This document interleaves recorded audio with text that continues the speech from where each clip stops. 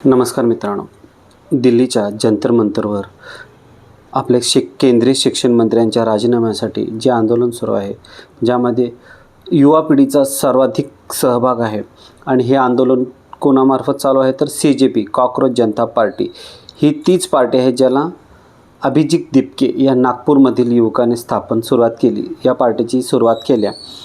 आता बाकीचा आपल्याला इतिहास काय सांगायची आवश्यकता नाही, जवळपास तो सगळ्यांना माहीत आहे. सुप्रीम कोर्टाच्या मुख्य न्यायाधीशांनी युवकांना, तरुण पिढीला जे कॉक्रोच म्हटलं, त्यांच्या रागातून हे जे सुरू झाले कॉक्रोच जनता पार्टीचं जे आंदोलन किंवा पेपर लीकचा जो मुद्दा उचलून CJPने उचलून धरला आहे, त्या संदर्भात जे काय घडते ते सगळ्यांना माहीतच आहे. पण ह्या सगळ्या गोष्टीत ना एक आंतरिक समाधानाची गोष्ट मला तर वाटतं वैयक्तिक, ती कोणती? आता तुम्हाला सांगतो की गेली 12 वर्ष झालं एक हाती सत्ता ही भाजपच्या हाती आहे, मोदीच्या हाती आहे, मोदी यांच्या हातात आहे. मग त्यांच्या कोणत्या एका मंत्र्याने एक जबाबदारी म्हणून किंवा काहीतरी घटना घडली आहे, पेपर लीकचंच म्हणा, रेल्वे अपघात म्हणा किंवा भ्रष्टाचार म्हणा किंवा कोणत्याही इतर कारणाने राजीनामा दिला आहे, असं तुम्हाला कधी ऐकलं आहे का? नाही. एकच मंत्र्याने राजीनामा दिला आहे. त्यांचं नाव आय थिंक अकबरावादी काहीतरी होतं, अकबर आय थिंक असं काहीतरी नाव होतं. त्यांनी मी टूच्या चळवळीच्या वेळी त्यांच्यावर आरोप झाले महिलांच्या शोषणाविषयी, त्या संदर्भाच्या वेळी त्यांनी एक नैतिक जबाबदारी म्हणून राजीनामा दिला. त्या व्यतिरिक्त एकदाही भाजपच्या सत्ताधारी मंत्र्यांनी राजीनामा दिलेला नाही आहे. आत्ता तुम्हाला एक सांगण्याची गोष्ट म्हणजे आंतरिक मनाची जी मला वाटते शांतता म्हणा किंवा एक सॅटिस्फाय वाटते, त्याचं कारण काय तुम्हाला सांगतो की गेल्या 12 वर्षात तुमच्याकडून एकही चूक होत नाही आहे आणि तुम्ही पूर्ण साजूक आहात आणि तुमच्याकडून काहीच घटना घडत नाही आहे आणि देश एकदम म्हणजे विश्व महागुरू झाला आहे. जसं तुम्ही स्वतःला विश्वगुरू म्हणताय तसं आमचा देश संपूर्ण विश्वगुरू झाला आहे. पेट्रोलची दरवाढ असू दे, इथेनॉलची बोंबाबोंब असू दे, महागाईची बोंबाबोंब असू दे किंवा इतर काही प्रश्न असू दे, प्रदूषण, जे म्हणता येईल ते, उद्योगधंद्यांची वाट लागली, नोटबंदी, इतर जे काही घटना झाल्यात ना ते झाल्या. परंतु ह्यात तुमचं काहीही दोष नाही आहे. जे काय अडचणी लोकांना जाणवतात त्या ऑटोमॅटिकच घडत आहेत. तुम्ही खूप चांगला प्रयत्न करताय हे तुम्हाला वाटते, तुमचा प्रयत्न तसा असेलही, परंतु तसं प्रत्येक ठिकाणी तुम्ही बोलू शकत नाही ना. यात समाधानाची बाब काय आहे की पहिल्यांदा एवढ्या दिवसानंतर, एवढ्या वर्षानंतर मोदी सरकार म्हणजे केंद्र सरकार आपलं काहीसे धास्तावल्यासारखं वाटते, घाबरल्यासारखं दिसते. कारण का की मुद्दाच तसा आहे. नीट परीक्षाची ही जी व्यवस्था आहे ती व्यवस्थित पार पाडली पाहिजे. पेपर फुटले नाही पाहिजेत. गेल्या वेळी 22 लाख विद्यार्थ्यांनी पेपर दिला आहे आणि त्याचं किती तोटा होतो आहे, किती नुकसान होतं आहे विद्यार्थ्यांचं. किमान 30 विद्यार्थ्यांनी, जे मला आठवतं ते आकडा, 30 विद्यार्थ्यांनी आत्महत्या केल्या कारण पेपर फुटले.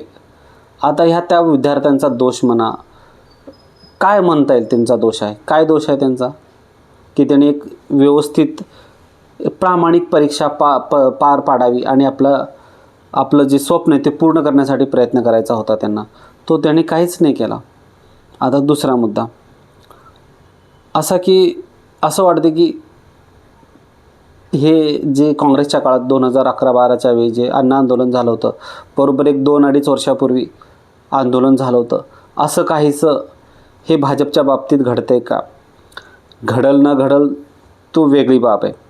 परंतु ह्यातून एक तर सिद्ध होते की तुमची हुकुमशाही, तुमची बेबंदशाही, तुमचं कसंही वागणं म्हणजे हम करे सो कायदा, आणि जो गोदी मीडियाचा जो अप्रचार होता की विश्वगुरू, आमचा देश असं चालू आहे, अशी प्रगती आहे, तशी प्रगती आहे, हे चालू आहे, ते चालू आहे, पण ते नुसतं व्हर्च्युअल दिसतंय हो.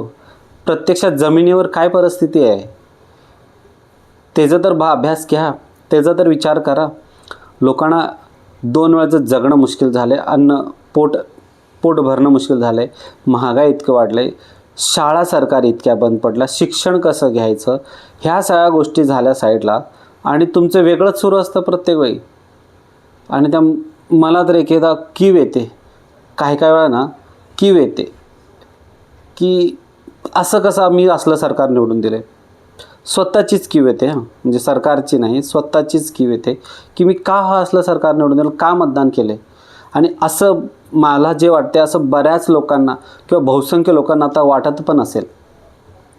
आता दुसरा ह्यातून एक तर कळते की सरकारला थोडंफार तरी आता आपलं पाय जमिनीवर ठेवावे लागतील की लोक आपल्या प्रत्येक गोष्टीला मान हलवून होकार देतात असं नाही आहे.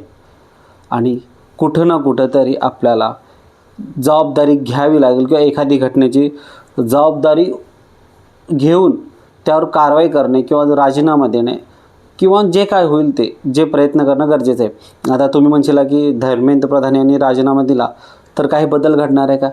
नाही, काहीही घडणार नाही आहे. जसं चाललंय तसंच चालणार आहे. फक्त फरक इतकाच पडणार आहे की सरकारला कळेल हम करे सो कायदा या देशात चालणार नाही. आणि सरकारला भीती निर्माण होईल किंवा इतर मंत्र्यांच्या मनात भीती निर्माण होईल की आपण कसेही निर्णय घेऊ, कसेही वागलं किंवा मीडियाला उत्तर नाही दिलं, लोकांच्या प्रश्नांच्या हाताळणी व्यवस्थित केली नाही तर आपलं चाललं. फक्त आपण धर्माची गोळी लोकांच्या तोंडी किंवा घासात भरवायची आणि आपलं काम करत राहायचं आणि आपले तिजोरी आपल्या उद्योगपती मित्रांच्या झोळ्या भरत राहायच्या. असं चालणार नाही, असं चालणार नाही. जे काय होऊ दे, सोनम वांगचुक यांनी ह्यांचा जो आंदोलनात सहभाग आहे त्यांची तब्येत व्यवस्थित राहू दे, सगळं व्यवस्थित होते. पण एवढं तर एक सिद्ध झालं, कोणतीही सत्ता अजरामर नसते आणि कोणीही इतका सहनशील राहू शकत नाही. कोणत्या बाबतीत की देश इतका पण सहनशील आहे. मला असे वाटते की इतकं सहनशील लोक आहेत आणि त्यानंतर अचानक असा भडका उडतो आहे. सरकारला तर विचार करावाच लागेल. आणि गोदी मीडियाची जे आज तक म्हणा किंवा आपलं ABP न्यूजचे जे राष्ट्रीय न्यूज चॅनल्स आहेत, आपलं DD न्यूज चॅनलसुद्धा त्यातसुद्धा आहे, ते तर अतिरेकी म्हणते विद्यार्थ्यांना. अरे असले कसले अतिरेकी आहेत हे जे आपल्या शिक्षणासाठी भांडत आहेत? एवढा तर कॉमन सेन्स पाहिजे होता. असा कोणता अतिरेकी आहे जगात किंवा संघटना आहे की ती म्हणते की आम्हाला शिक्षण व्यवस्थित पाहिजे?